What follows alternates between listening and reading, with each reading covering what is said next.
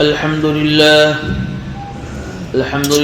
نحمده ونستعينه ونستغفره ونؤمن به ونتوكل عليه ونعوذ بالله من شرور أنفسنا ومن سيئات أعمالنا ونعوذ بالله من شرور أنفسنا ومن سيئات أعمالنا ونعوذ بالله من شرور أنفسنا ومن سيئات أعمالنا من يهد الله فلا مضل له ومن يضلله فلا هادي له ونشهد أن لا إله إلا الله وحده لا شريك له ونشهد أن سيدنا ومولانا محمدا عبده ورسوله وبارك وسلم تسليما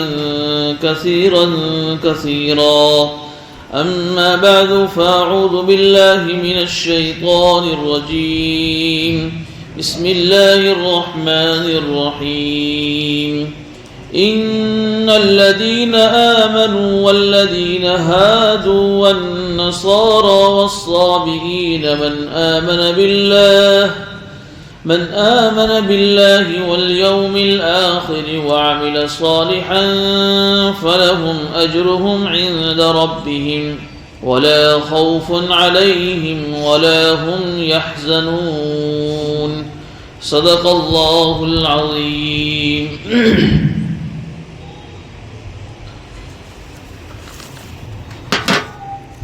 پچھلے 2 ہفتوں سے ہم مسلسل یہ بات سن رہے ہیں کہ اللہ رب العزت نے حضرت یعقوب علیہ السلام کی خاندان پر، جن کو ہم بنو اسرائیل کے نام سے یاد کرتے ہیں، بہت ساری نعمتیں عطا فرمائی تھیں، لیکن اس کے باوجود بھی ان نعمتوں کی شکر گزاری کرنے کے بجائے یہ بنو اسرائیل ہر وقت اللہ کی نافرمانیوں میں لگی رہتی تھی. اس لیے ان کے اوپر اللہ کی طرف سے آئی ہوئی سزاؤں کا بیان بھی چل رہا ہے.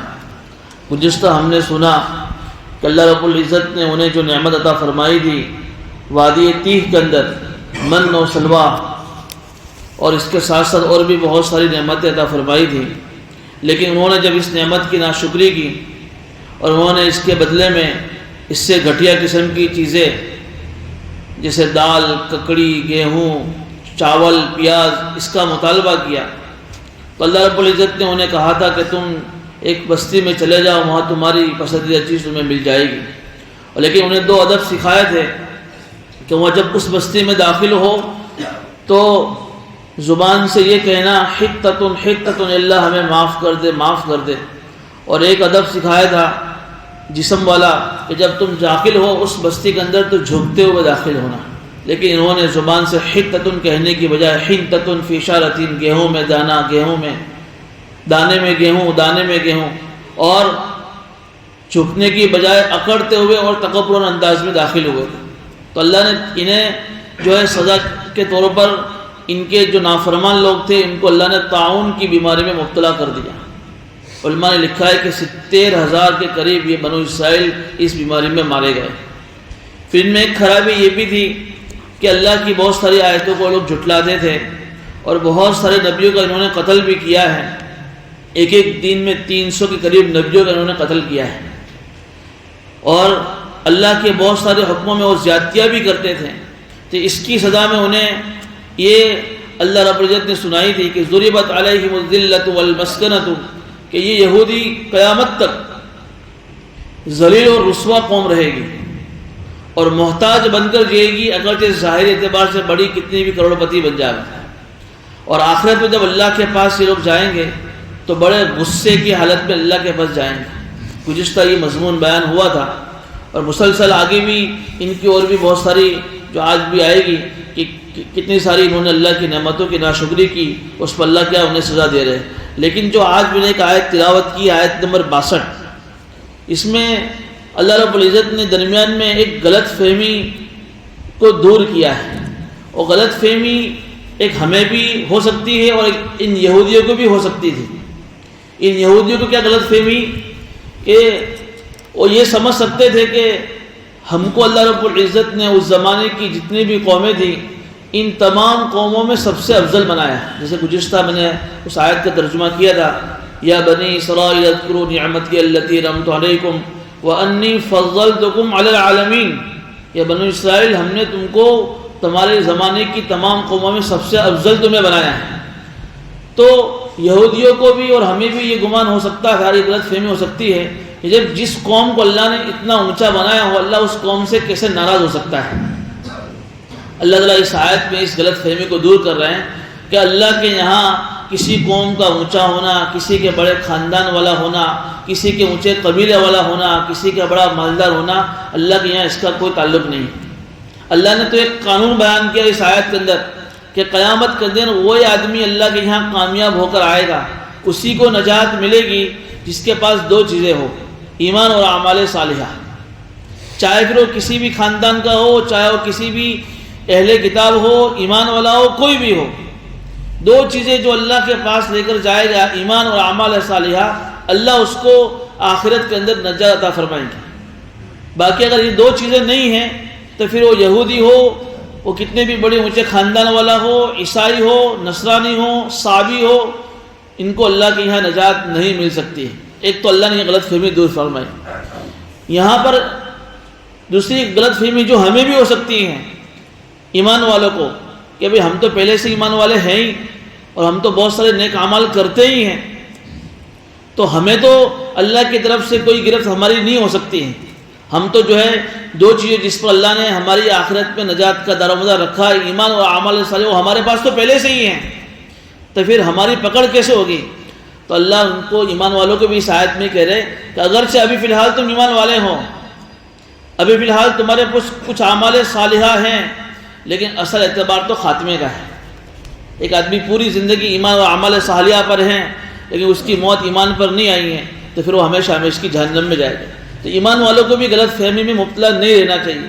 اس لیے علماء نے لکھا ہے کہ جب تک ایمان والے حقیقی معنی میں ایمان پر تھے اور جب ایمان والے حقیقی معنی میں اعمال صالحہ پر تھے، انہوں نے اپنی آنکھوں سے اللہ کی مدد کو اترتا ہوا دیکھا، لیکن جب سے ایمان کی حقیقت ہماری زندگیوں سے نکل گئی اور اعمال صالحہ سے اس کا جو نور ہماری زندگیوں سے نکل گیا، تب سے ایمان والے بھی جو ہے ذلیل اور رسوا ہو رہے ہیں، اور آج ہم اپنی آنکھوں سے دیکھ رہے ہیں۔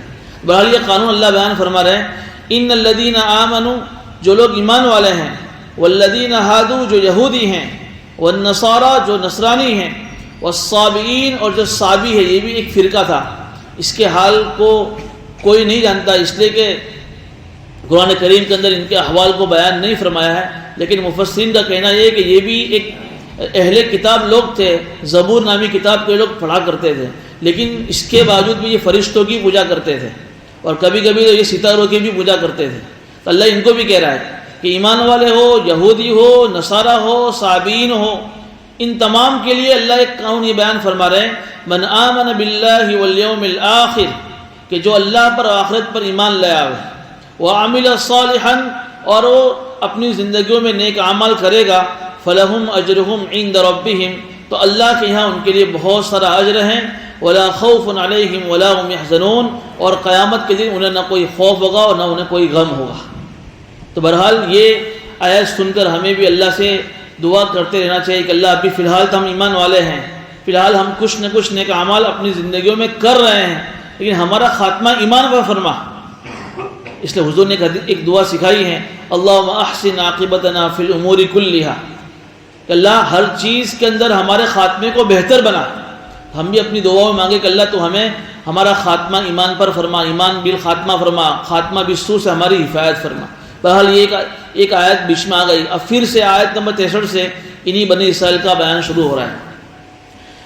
اب گزشتہ جو ہم نے سنا کہ جب موسیٰ علیہ السلام کو اللہ رب العزت نے بنو اسرائیل کے ساتھ جب دریا کو پار کیا انہوں نے، اور دریا پار کر لینے کے بعد جب یہ بنو اسرائیل اس میدان میں پہنچے جس کو ہم وادی تیہ کہتے ہیں، انہوں نے سامنے سے کہا تھا موسیٰ علیہ السلام سے کہ ہمارے لیے اللہ کے پاس سے کوئی کتاب لے کر آؤ۔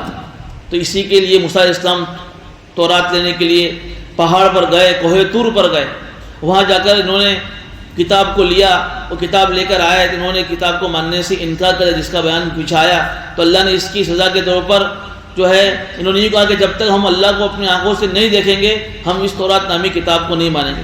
تو 70 آدمیوں کو لے کر جب موسیٰ علیہ السلام پہاڑ پر گئے تھے، جب وہ 70 آدمیوں نے پہاڑ کے اوپر اللہ کی آواز سنی کہ یہ میں اللہ ہوں، یہ میرا نبی موسیٰ ہیں اور میں نے ہی کتاب تورات نامی اتاری ہے، تو انہوں نے کہا کہ بھائی پتہ نہیں اللہ کی آواز ہے کسی اور کی آواز ہے۔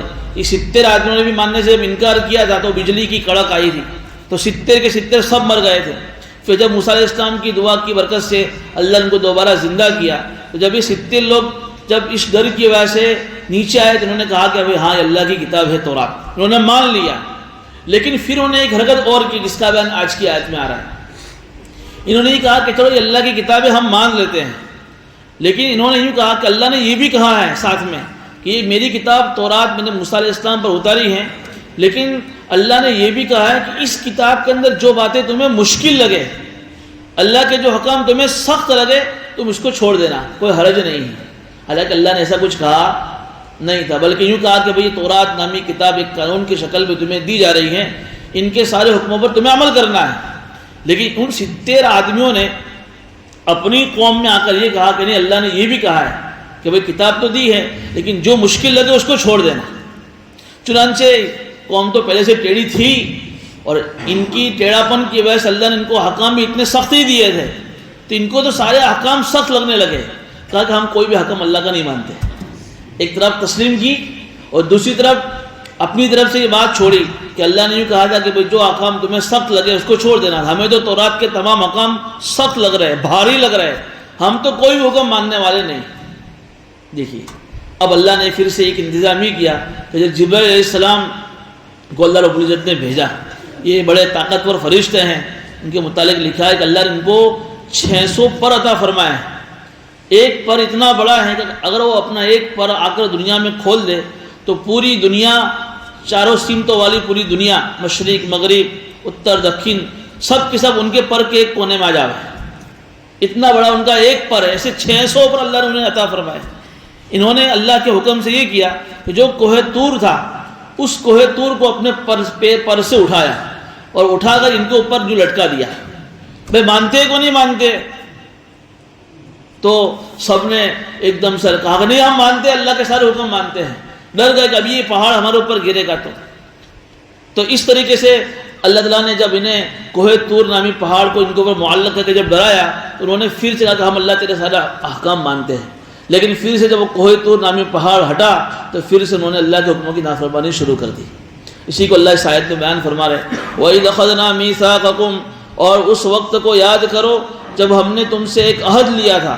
کیا عہد لیا تھا؟ کہ ہم یہ عہد لیا تھا کہ تم ہماری اس تورات کی ساری باتوں کو مانو گے، لیکن جب تم نے نہیں مانا تو وَرَفَعْنَا فَوْقَكُمُ الطُّورَ، تو ہم نے تمہارے اوپر اس طور نامی پہاڑ کو لٹکا دیا، اس کے اوپر بلند کر دیا، اور ہم نے یہ بھی کہا تھا خُذُوا مَا آتَيْنَاكُمْ بِقُوَّةٍ، کہ اس تورات کی کتاب کو تم بڑی مضبوطی کے ساتھ پکڑو۔ مضبوطی کے ساتھ پکڑنے کا مطلب یہ ہے کہ اس تورات کی کتاب کو تسلیم کرو، اس پر ایمان لاؤ اور اس کے اوپر عمل کرو۔ وَاذْكُرُوا مَا فِيهِ لَعَلَّكُمْ تَتَّقُونَ، اور جو کچھ اس تورات میں لکھا ہوا ہے تو اس کا آپس میں مذاکرہ بھی کرو کہ اللہ نے ہمارے اوپر کیا قانون بیان کیے ہیں، آپس میں ایک دوسرے کو پڑھ کر سناؤ۔ لَعَلَّكُمْ تَتَّقُونَ، تاکہ تم اللہ کے نزدیک تقوی والے بن جاؤ۔ یہ اللہ فرما رہے ہیں ثُمَّ تَوَلَّيْتُم مِّن بَعْدِ ذَلِكَ، لیکن پھر اس کے بعد بھی تم نے اللہ کے حکموں کی نافرمانی کی۔ آگے اللہ فرما رہے ہیں فَلَوْلَا فَضْلُ اللَّهِ عَلَيْكُمْ وَرَحْمَتُهُ لَكُنْتُم مِّنَ الْخَاسِرِينَ، اگر اللہ کا فضل اور اس کی رحمت تم پر نہ ہوتی تو تم بھی خسارے کے اندر مبتلا ہو جاتے۔ یعنی اس کا مطلب یہ ہے کہ اس کوہ طور نامی پہاڑ کو ان پہ معلق کیا، پھر جب انہوں نے کہا کہ ہم مانتے ہیں تو اللہ نے ہٹا لیا۔ ہٹا لینے کے بعد پھر سے انہوں نے دوبارہ اللہ کی نافرمانی کی، تو اللہ کہہ رہے ہم چاہتے ہمارا فضل نہ ہوتا اور ہماری رحمت نہ ہوتی تو ہم تم کو دوبارہ بھی ہلاک کر سکتے تھے، لیکن ہم نے تم کو ہلاک نہیں کیا۔ یہ آیت کے متعلق علماء نے لکھا ہے کہ حضور اکرم صلی اللہ علیہ وسلم کے زمانے میں جو یہودی تھے ان کو یہ کہا جا رہا ہے، چونکہ انہوں نے بھی اللہ کے نبی کی نافرمانی کی، ان سے بھی کہا گیا نا کہ تمہارے زمانے میں جو آخری نبی حضور اکرم صلی اللہ علیہ وسلم نبی بن کر آئے ہیں تم ان کو مان لو، لیکن انہوں نے اللہ کے نبی کو نبی ماننے سے انکار کر دیا، انہوں نے بھی اللہ کے حد کو توڑا۔ تو اللہ ان سے بھی کہہ رہا ہے کہ اللہ کا فضل اور اللہ کی رحمت نہ ہوتی تو تم بھی خسارے میں آئے تھے۔ مفسرین نے یہاں پر اس کی تفسیر کی ہے حضور اکرم صلی اللہ علیہ وسلم کی ذات اقدس سے، کہ اللہ کے نبی صلی اللہ علیہ وسلم کی برکت سے اللہ نے ان کے زمانے کے یہودیوں کو ہلاک نہیں کیا، اور اللہ کے نبی صلی اللہ علیہ وسلم کی برکت سے اللہ تعالیٰ اس امت کے اوپر کوئی ایسا عذاب نازل نہیں فرمایا کہ پوری کی پوری امت ایک ساتھ ہلاک ہو جائے۔ یہ حضور اکرم صلی اللہ علیہ وسلم کی برکت ہے کہ ان کی برکت سے اللہ تعالیٰ اس پوری امت کو ایک ساتھ ہلاک نہیں فرمائے گا۔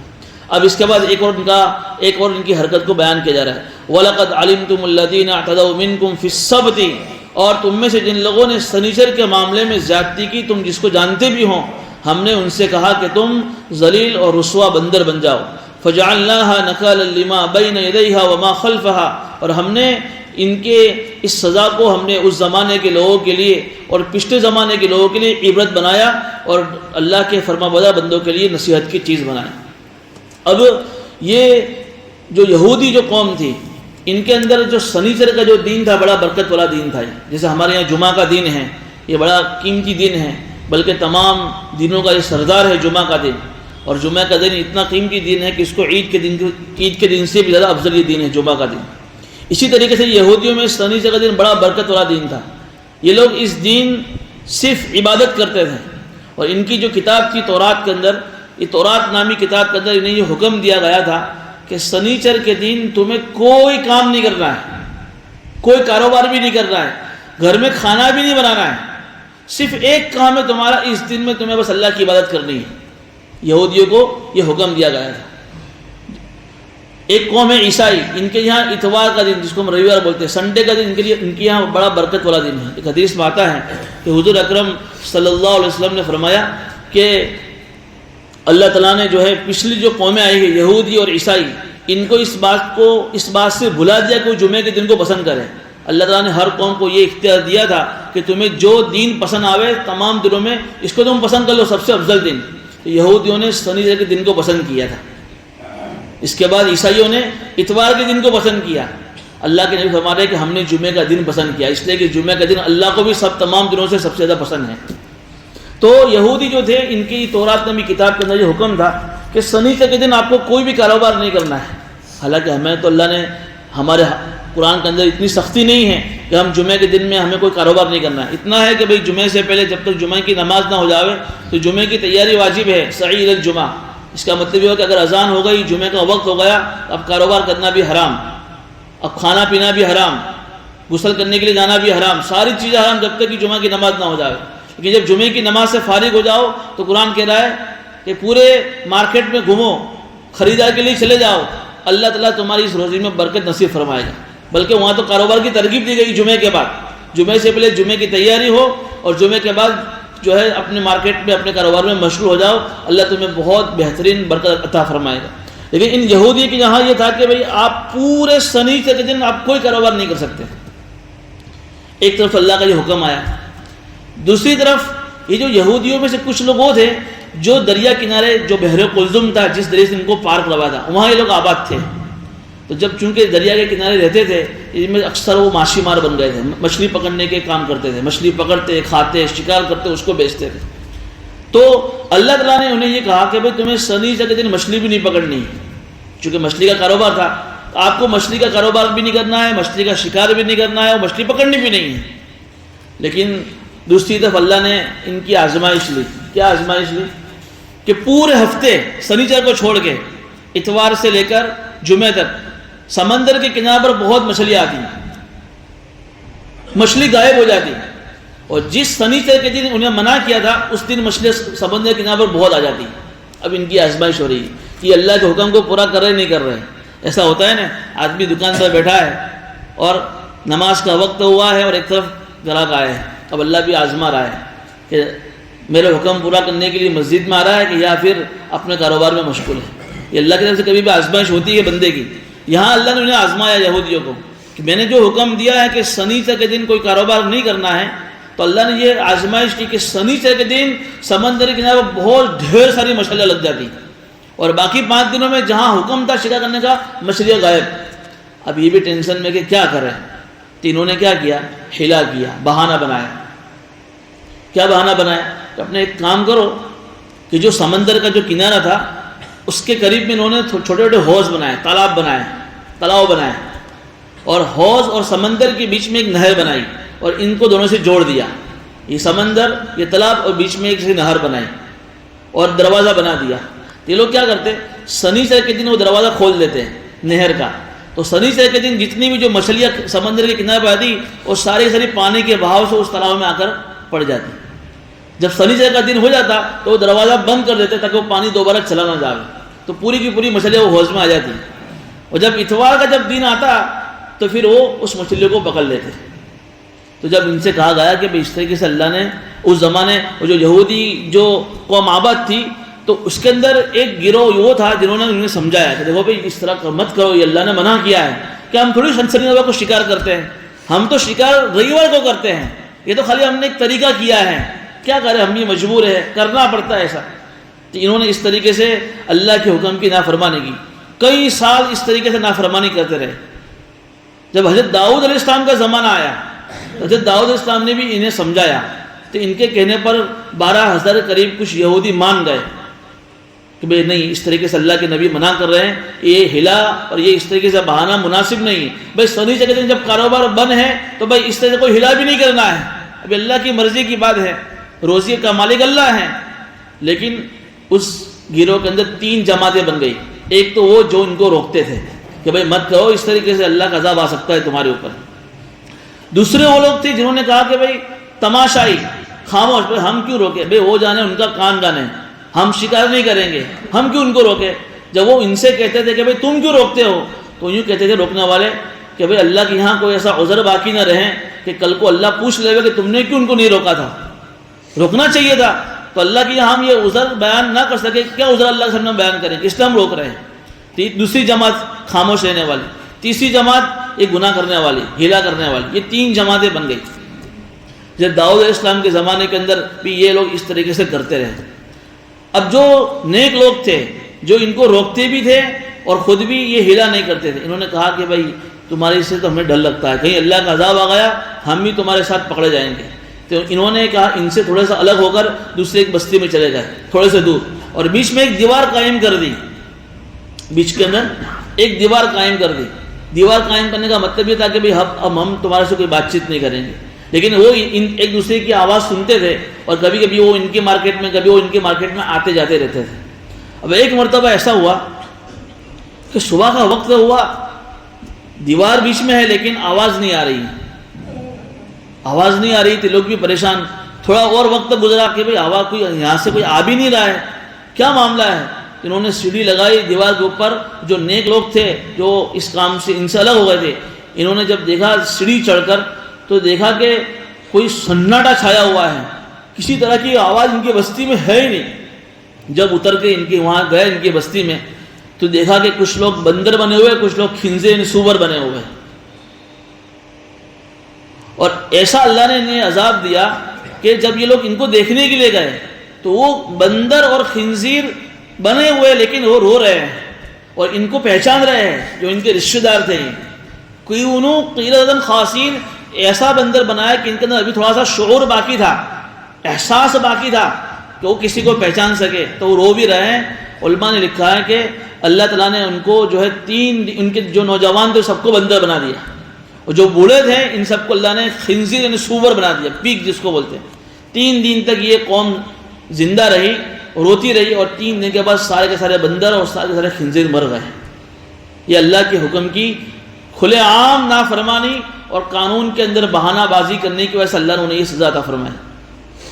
علماء نے لکھا ہے کہ ویسے تو یہودی اور بھی بہت ساری برائیاں کرتے تھے، جیسے سود کھاتے تھے، ناحق کسی کا مال کھاتے تھے، لیکن اللہ نے کسی اور برائی پر ان کو یہ سزا نہیں دی جتنے ان کے ہیلا سازی کرنے پر، بہانہ کرنے پر اللہ نے انہیں یہ سزا عطا فرمائی۔ اس لیے اللہ کے نبی نے فرمایا کہ اللہ کے کسی قانون کے اندر کوئی ہیلا تلاش کرنا، کوئی بہانے بنانا جس سے اللہ کا کوئی حکم کھلے عام ٹوٹ رہا ہو، حرام ہے، یہ اللہ کو پسند نہیں آتا ہے یہ۔ اس لیے اللہ نے ان کو بندر اور خنزیر کی سزا عطا فرمائی۔ اللہ کے نبی صلی اللہ علیہ وسلم کے زمانے میں جو صحابہ تھے انہوں نے پوچھا کہ نبی اللہ آج کے زمانے میں جو بندر ہیں، جو خنزیر ہیں، یہ انہی کی نسل ہے؟ تو حضور نے فرمایا کہ نہیں، وہ اللہ جب کسی قوم پر جب اللہ عذاب بھیجتا ہے تو وہ عذاب کی شکل میں 3 دن تک باقی رہتے ہوں، اس کے بعد وہ پھر وہ ختم ہو جاتے ہیں۔ فرمایا کہ حضور کے زمانے میں جو خنزیر جو بندر تھے وہ ان کی نسل نہیں، وہ تو 3 دن میں سب ختم ہو گئے۔ آج بھی جو قرآن کریم کی آیت پہ بہت سارے لوگ اعتراض کرتے ہیں، حالانکہ آپ نے سنا ہوگا ڈاروین کا نظریہ، نام سنا ہوگا، برطانوی کا ایک آدمی تھا ڈاروین، پہلے زمانے کا ایک سائنس داں تھا۔ اس نے یہ ریسرچ کیا کہ انسان پہلے بندر تھا اور پھر ترقی کرتے کرتے انسان بن گیا، چونکہ انسان کے اور بندر کی شکل تھوڑی سی ملتی جلتی سیم آتی ہے، تو لوگوں نے اس کی بات کو مان لیا کہ بھئی ہاں انسان پہلے بندر تھا، پھر بندر سے ترقی پروگریس کرتے کرتے کرتے وہ انسان بن گیا۔ حالانکہ اس پر کوئی دلیل نہیں، وہ اس کی ایک سوچ تھی، لیکن یہاں تو دلیل قرآن بیان کر رہا ہے، کونو قردۃ خاسئین، کہ ہم نے ان کو بندر بنا دیا۔ اور اس زمانے کے لوگوں نے اپنی آنکھوں سے انسانوں کو بندر ہوتے ہوئے دیکھا، پھر بھی لوگ ان باتوں کے اوپر اعتراض کرتے ہیں۔ جس پہ کوئی دلیل نہیں ہے اس کو لوگ مان رہے ہیں کہ انسان پہلے بندر تھا پھر انسان بن گیا۔ یہاں تو دلیل پہلے سے موجود ہے کہ انسان تھے اور اللہ نے ان کو سزان بندر بنا دیا، پھر بھی بہت سارے لوگ قرآن کریم کی اس بات پر اعتراض کرتے ہیں، لیکن یہ وہی لوگ ہیں جن کو قرآن کی باتوں پر عمل نہیں کرنا ہے۔ بہرحال ہمیں تو یہاں قرآن کریم ان جو ہے واقعوں کو بیان کر کے اللہ تعالیٰ ہمیں قرآن کریم میں سمجھا رہا ہے کہ مسلمانوں تم بھی اللہ کے حکم کے اندر کبھی کوئی بہانہ تلاش مت کرنا، اس لیے کہ حضور اکرم صلی اللہ علیہ وسلم کی جو میں نے حدیث سنائی، بخاری شریف کی روایت ہے کہ اللہ کو جو ہے قانون کے اندر حیلہ سازی کرنا، بہانے کرنا اللہ کو پسند نہیں ہے۔ یہ تو ہم حضور اکرم صلی اللہ علیہ وسلم کی امت میں ہیں تو ہمارے اوپر کوئی ایسا عذاب نہیں آئے گا اگر کوئی آدمی قرآن کریم کے قانون میں کوئی خلاف ورزی کرے گا، لیکن اللہ کے لیے کوئی مشکل نہیں کہ اللہ اس کے باطن کو، اس کے اندر کو ایسا بنا دے جو کیفیت ایک بندر کی اور ایک خنزیر کی ہوتی ہے۔ جیسے آج بھی جو ہے بہت سارے لوگ ایسے ہیں جو اللہ کے قانون کے اندر بہانے بناتے ہیں۔ میں آپ کو ایک دو مثالیں دوں۔ زکوٰۃ اللہ کا ایک قانون ہے، کانسیپٹ اللہ نے بیان کیا ہے۔ اب بہت سارے لوگ یہ ہیں کہ ان کو زکوٰۃ سے تھوڑی سی جو ہے چیڑ ہوتی ہے کہ یار یہ کیا ہے، پیسے نکالنے پڑیں گے ہزاروں کی تعداد میں، تو لوگ کیا کرتے ہیں، اس میں بہانے بناتے ہیں۔ مثال کے طور پر ایک آدمی ہے، اس کے پاس جو ہے اتنا مال ہے، شریعت نے اس کے کچھ اصول بیان کیے ہیں کہ فلاں شرطیں پائی جائے گی تو وہ آدمی کے اوپر زکوٰۃ فرض ہے۔ اب ایک آدمی ایسا ہے کہ اس پر زکوٰۃ فرض ہو گئی، اس پر سال بھی پورا ہو گیا، صاحب نصاب بھی بن گیا، زکوٰۃ فرض ہے۔ اب وہ کیا کرتا ہے، زکوٰۃ نہ دینی پڑے اس کے لیے سال پورا ہونے سے پہلے وہ اپنا مال اپنی بیوی کو ہدیہ کر دیتا ہے۔ تب کیا ہوا، وہ مال اس کی ملکیت سے نکل اس کی بیوی کی ملکیت میں داخل ہو گیا۔ اب جب سال پورا ہوگا تو اس پر تو اتنا مال ہے نہیں کہ جس کی وجہ سے اس پر زکوٰۃ آئے۔ اب ادھر کیا کیا، اس کی بیوی کو وہ دے دیا، تو اس کی بیوی کے پاس مال تو آ گیا کہ اس پر سال پورا نہیں ہوا ہے۔ اب وہ بیوی بھی کیا کرتی ہے، تو اس پورے سال بھر تک مال اپنے پاس رکھتی ہے، جب سال پورا ہونے کی تیاری ہوتی ہے تو اپنے شوہر کو دے دیتی ہے۔ نہ بیوی پر زکوٰۃ فرض، نہ شوہر پر زکوٰۃ فرض، اور زکوٰۃ کا قانون کسی پر لاگو نہیں ہوا۔ تو یہ کیا ہے، کہ اللہ کا جو ایک قانون تھا، زکوٰۃ کا ایک کانسیپٹ، تم نے اس کو ہلے کر کے بدل دیا۔ اللہ کو پسند نہیں ہے، بہت سارے لوگ کرتے ہیں۔ ایک اور چیز بتاؤں میں آپ کو، سود کھانا حرام ہے، بیاج کھانا حرام ہے، چاہے وہ کسی بھی طریقے سے ہو۔ اب لوگ اس کی شکلیں بدل دیتے ہیں۔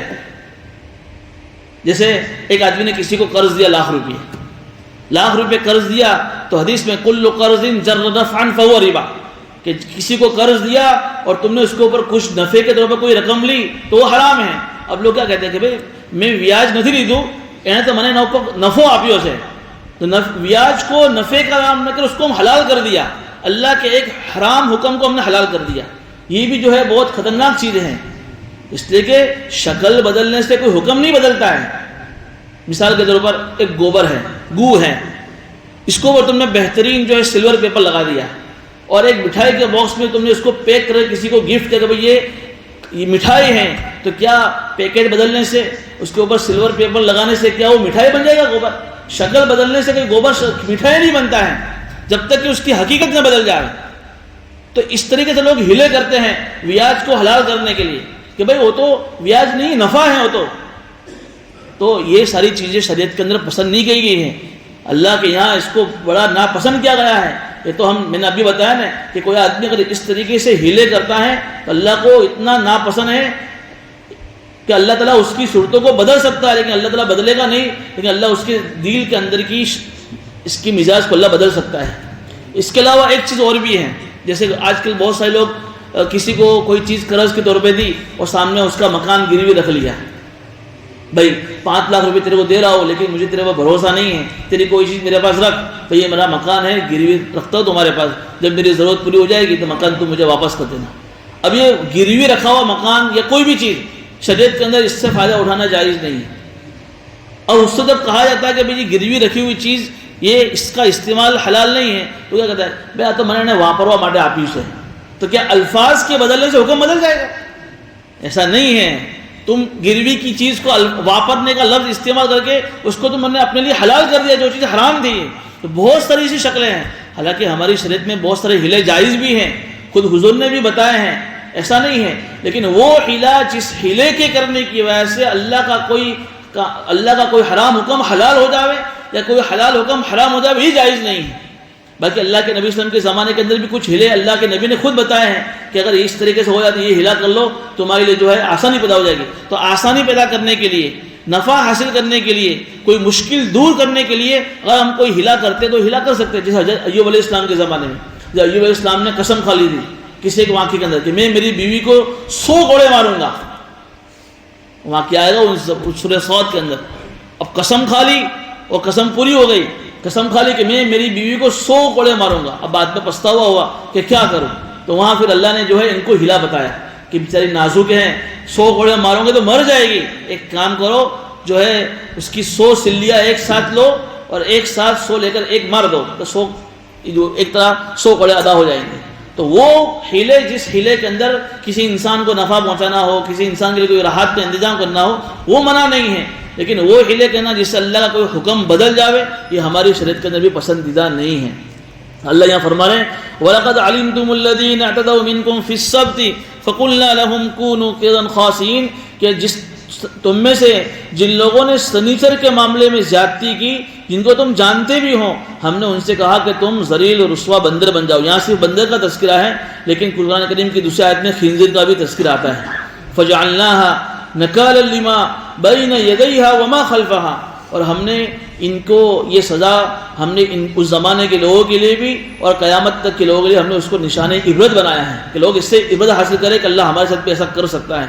وَمَوْعِظَةً لِّلْمُتَّقِينَ، اور اس زمانے کے جو صالحین تھے ہم نے ان کے لیے نصیحت کی چیز بنایا ہے. یہاں ایک چیز اور بھی اس آیت سے سیکھنے کی ہے کہ دیکھیے ایک روایت میں یہ بھی آتا ہے کہ جو 3 گروہ بنے تھے، ایک گروہ کون؟ جو نیک لوگ تھے، ان کو تو اللہ نے عذاب میں مبتلا نہیں کیا چونکہ وہ الگ ہو گئے، سمجھا بھی رہے تھے. دوسرا وہ گروہ کہ جو خاموش اور تماشائی بن کر بیٹھا تھا. ایک روایت میں یہ تھا کہ اللہ نے ان کو بھی خنزیر و بندر بنا دیا. اس کا مطلب یہ ہوا کہ اگر ہم ہماری آنکھوں سے کوئی برائی کو ہوتا ہوا دیکھیں اور ہمارے اندر اللہ نے اتنی طاقت دی کہ ہم اس کو ہاتھ سے اپنی زبان سے روک سکیں، پھر بھی ہم نہ روکیں، تو اللہ تعالیٰ اگر اس پر کوئی وبال بھیجے گا تو ہم بھی اس پہ مبتلا ہو سکتے ہیں. میرے گھر میں کوئی برائی ہو رہی ہے اور اتنا پاور ہے کہ میں اپنے بچے کو اس برائی سے روک سکتا ہوں، پھر بھی میں نہیں روک رہا ہوں، تو پھر اگر اللہ تعالیٰ اس کو کوئی عذاب دے گا تو ہم بھی اس میں مبتلا ہو سکتے ہیں، ہم بھی اس کے برابر کے گنہگار ہوں گے. آج جو لوگ کہتے ہیں کہ بھئی کوئی جگہ سوسائٹی میں، سماج میں یا کوئی جگہ پر گھر کے اندر کوئی ایسی برائی ہو رہی ہے، بھئی اس برائی کو ختم کرو، بھئی جانے دو نا، وہ جانے اس کا کام جانے، ہمارے کو کیا. تو یہ الفاظ مناسب نہیں ہے. قرآن کریم نے فرمایا کہ نہیں عن المنکر، یہ بھی ایک بہت بڑا فریضہ ہے. تم اپنی حد تک، اپنی بساط تک کوشش کرو روکنے کی.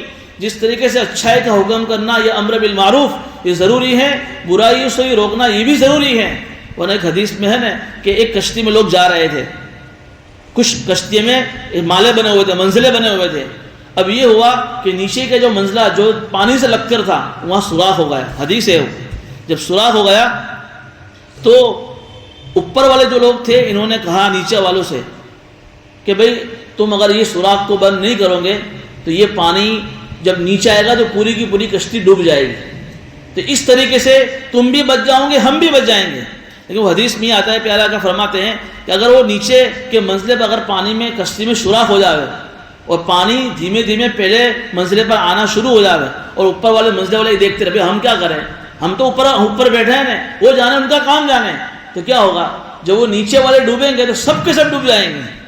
اس حدیث سے حضور کی اس حدیث سے علماء نے استدلال کیا ہے کہ بھئی اس طریقے سے خاموش بن کر بیٹھے رہنا، تماشائی بن کر بیٹھے رہنا یہ اچھی چیز نہیں. حکمت یہ شیطانی حکمتیں ہیں، یہ اللہ کی حکمتیں نہیں ہیں. تمہارے اللہ نے پاور دیا ہے، تمہارے اندر اللہ نے دبدبا دیا ہے تو روکو. یہ ہاتھ سے نہیں روک سکتے ہو تو زبان سے روکو. ورنہ آخری درجہ ایمان کا بتایا ہے کہ زبان سے روکنے کی طاقت بھی نہیں ہے، اور جہاں برائی ہو رہی ہے تم وہاں سے کھڑے ہو کر چلے جاؤ. اگر تمہارے اندر برائی کا احساس بھی پیدا نہیں ہو رہا ہے، برائی ہو رہی تم وہاں کے شریک ہو اس برائی کے اندر، سمجھو کہ تمہارے اندر ایمان ہے ہی نہیں، تم اپنے آپ کو ایمان والا شمار ہی مت کرنا. ایک چیز یہ بھی سیکھنے کو ملی. اور آگے جو آیت آئی اس میں ایک چیز رہ گئی, جو ان کے اوپر جو پہاڑ کو اللہ نے مسلط کیا کہ بھائی مانتے ہو کہ نہیں مانتے ہو, تو انہوں نے مان لیا. یہاں ایک سوال یہ ہوتا ہے کہ یار اس طریقے سے زبردستی کسی کو منوانا یہ اچھی چیز نہیں ہے. ایک سوال ہو سکتا ہے کہ نہیں ہو سکتا ہے؟ تو اس کا جواب کیا ہے؟ دیکھیے, اسلام قرآن کہہ رہا ہے کہ لا اکراہ فی الدین, دین میں کوئی زبردستی نہیں ہے. اسلام میں کوئی زبردستی نہیں ہے. زبردستی کیوں کی گئی؟ احکام کو منوانے کے لیے. تو دو چیزیں الگ الگ ہیں. اسلام قبول کرنے پر کسی کو مجبور نہیں کیا جائے گا, دین قبول کرنے پر کسی کو مجبور نہیں کیا جائے گا. لا اکراہ فی الدین. ہاں, ہم اسلام کی تعلق سے ان کو باتیں سنائیں گے, اسلام کی خوبیاں بیان کریں گے, اخلاق سے متاثر کریں گے, لیکن زبردستی کسی کو مسلمان بناؤ یہ ہمارے اسلام میں پسند نہیں. پوری اسلامی تاریخ آپ اٹھا کر دیکھیے, کہیں آپ کو کسی زمانے میں یہ نہیں ملے گا کہ کسی نے کسی کو زبردستی مسلمان بنایا. ہمارے ہندوستان میں سب سے پہلے جو اسلام آیا وہ کیرلا میں آیا. کیرلا میں بھی جو اسلام آیا وہاں کیرلا کے جو لوگ مسلمان بنے کوئی زبردستی نہیں بنے. علماء نے تاریخ میں لکھا ہے کہ وہاں عربستان سے جو صحابہ یا جو تابعین آئے تھے, انہوں نے کاروبار شروع کیا تھا وہاں. جب انہوں نے کاروبار کیا اسلامی کے اعتبار سے, تو ان کے کاروبار سے متاثر ہو کر وہاں کے لوگ مسلمان ہوئے تھے. تو اسلام میں کوئی زبردستی نہیں ہے, لیکن ایک مرتبہ اگر کسی نے اسلام قبول کر لیا, اب وہ اگر اسلام کے احکام کو نہیں مانے گا تو پھر اس پر زبردستی کی جائے گی. میں آپ کو مثال سے سمجھاؤں, بات سمجھ میں آئے گی. کسی بھی مدرسے میں داخلہ لینا ضروری نہیں ہے. بھئی یہ مدرسے میں داخلہ لو یا یہ مدرسے میں داخلہ لو, یا مدرسے میں جاؤ زبردستی کوئی کسی کو آپ کو نہیں کہے گا کہ آپ اپنے بچے کا ایڈمیشن مدرسے میں کرواؤ یا کسی کالج میں کرو. لیکن آپ نے ایک مرتبہ داخلہ لے لیا, اب مدرسے کے قانون پر عمل کرنا آپ کے بچے کے لیے ضروری ہو گیا. اب اگر آپ کا بچہ اس قانون کی خلاف ورزی کرے گا تو کیا کریں گے مدرسہ والے؟ نکال دیں گے, سختی کریں گے, سزا دیں گے. تو یہ کوئی زبردستی داخلے لینے پر نہیں ہے, قانون پر عمل نہ کرنے پر ہے. اس سے ہمارے اسلام کے اندر بھی کہ اسلام میں داخل ہو گیا, اسلامی حکومت ہے. اب تم یہ کہوں گا کہ میں تو چوری کروں گا, تو اسلامی حکومت میں کیا ہوگا؟ چوری کرنے پر تمہارے ہاتھ کاٹے جائیں گے. تم یہ نہیں کہوں گے بھائی زبردستی والا معاملہ کیا ہے, میری مرضی میں چوری کروں. ارے بھائی تم مسلمان ہو گیا ہے, اب تیری مرضی نہیں چلے گی. اب اسلام کے حکم کو تیرے پر عمل کرنا ضروری ہے. جیسے رجم کا معاملہ کہ بھائی تو شادی شدہ ہے اور تو پھر جو ہے زنا کرتا ہے, اسلام میں تجھے مار دیا جائے گا. ایسے ہی ان کی موسیٰ اسلام کی شریعت میں بھی یہی تھا کہ جب تم مسلمان بنے ہو, اللہ کے توحید پر ہو, تورات کو مانتے ہو, اور پھر تم جو اس کی خلاف ورزی کرتے ہو تو اب یہ نہیں چلے گا. تو بات سمجھ میں آ گئی کہ اسلام میں دین میں کوئی زبردستی نہیں ہے. اسلام قبول کرنے کے بعد جب تم عمل نہیں کرو گے تو پھر اللہ کی طرف سے تم کو سزائیں دی جائے گی. اللہ پاک ہم ان باتوں پر عمل کی توفیق عطا فرمائے.